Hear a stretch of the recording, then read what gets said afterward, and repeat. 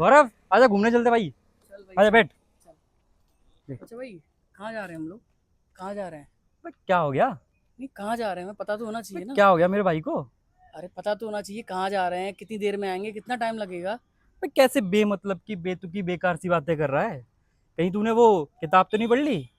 कहीं मेरा भाई वो मैच्योर, क्या बोलते हैं इंग्लिश में, वो मैच्योर तो नहीं हो गया? नहीं यार, ये तो बेसिक सी बात है, इसमें मेच्योरिटी की क्या बात है? पता तो होना चाहिए ना हमारा दिन प्रोडक्टिव है या नहीं, इंपॉर्टेंट मेरा जाना है या नहीं। अगर मेरा इंपॉर्टेंट नहीं है जाना तो चला जा यार। कैसे इम्पोर्टेंट प्रोडक्टिविटी? भाई ये सब क्या बातें कर रहा है? कहीं तूने वो यूट्यूब पे वीडियो तो नहीं देख ली? Time money, time is money, waste don't waste your time. मैं ये पापा के पैसे चुरा के ये नहीं पेट्रोल यार भर के दीपक, ये रहने दे लेके यार, आया नहीं हूँ। यार दीपक, रहने दे यार दीपक, रहने दे, रहने दे दीपक। और सुन, मैं तुझे ये सलाह देता हूँ, डोंट वेस्ट योर टाइम। चल चल बैठ।